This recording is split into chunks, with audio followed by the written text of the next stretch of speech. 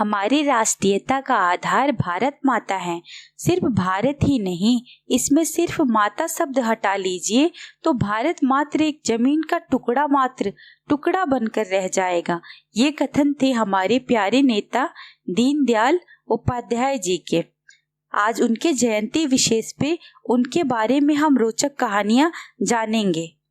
एक बार एक किसान सम्मेलन में भाग लेने के लिए पंडित दीनदयाल उपाध्याय जीप में बैठकर जा रहे थे। कार्यक्रम के तहत सुबह 9 बजे तक जुलूस निकलने वाला था। इसके लिए वहां बड़ी तादाद में किसान इकट्ठा हुए थे। रास्ते में जीप खराब हो गई। यह पता चलने पर कि जीप सुधरने में वक्त लगेगा, उपाध्याय जी बेचैन होने लगे। क्योंकि वे समय के बड़े पाबंद थे, वे ड्राइवर से बोले, तुम जीप सुधार कर लाते रहना, मैं तो चला। और वे तेज चाल से पैदल ही कार्यक्रम स्थल की ओर चल दिए। 5-6 मील चलने के बाद उन्हें कार्यकर्ताओं की एक जीप मिली, जिसमें बैठकर वे ठीक समय पर पहुंच गए।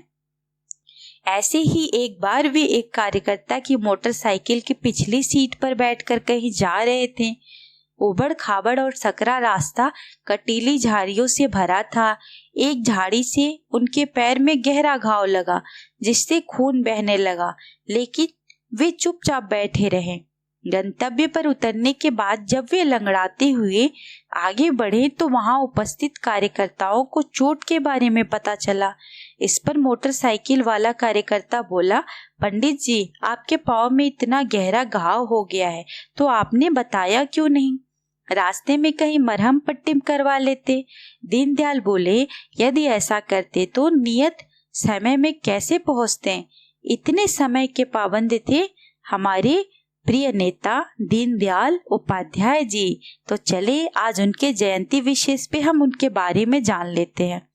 25 सितंबर 1916 को पंडित दीनदयाल उपाध्याय जी का जन्म मथुरा जिले के नगला चंद्रभान गांव में हुआ था।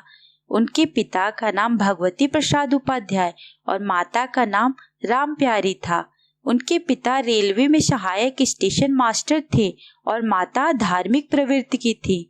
दीनदयाल 3 वर्ष के भी नहीं हुए थे कि उनके पिता का देहांत हो गया और उनके 7 वर्ष की उम्र में माँ राम प्यारी का भी निधन हो गया। अपनी पढ़ाई पूरी करने के बाद वे राष्ट्रीय स्वयंसेवक संघ के संपर्क में आए। आजीवन संघ के प्रचारक रहे। 21 अक्टूबर 1951 को डॉक्टर श्यामा प्रसाद मुखर्जी की अध्यक्षता में भारतीय जनसंघ की स्थापना हुई। 1952 में इसका प्रथम अधिवेशन कानपुर में हुआ और दीनदयाल उपाध्याय जी इस दल के महामंत्री बने तथा 1967 तक वे भारतीय जनसंघ के महामंत्री रहे।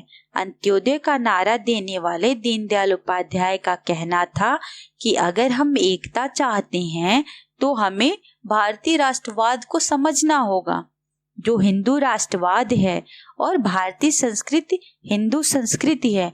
उनका कहना था कि भारत की जड़ों से जुड़ी राजनीति, अर्थनीति और समाज नीति ही देश के भाग्य को बदलने का सामर्थ्य रखती है। कोई भी देश अपनी जड़ों से कटकर विकास नहीं कर सका है। सन 1967 में कालीकट अधिवेशन में उपाध्याय जी भारतीय जनसंघ के अध्यक्ष पद पर निर्वाचित हुए और मात्र 43 दिन बाद 10 फरवरी 1968 की रात्रि में मुगल सराय स्टेशन पर उनकी हत्या कर दी गई और इस सूचना से पूरे देश में शोक की लहर दौड़ गई। पंडित दीनदयाल उपाध्याय ने अपनी परंपराओं और जड़ों से जुड़े रहने के बावजूद समाज और राष्ट्र के लिए उपयोगी नवीन विचारों का सदैव स्वागत किया। उन्हें भाजपा के पितृ पुरुष के रूप में भी जाना जाता है। तो आज उनके जयंती विशेष पे पंडित दीनदयाल उपाध्याय जी को मेरा सत सत नमन। Thank you.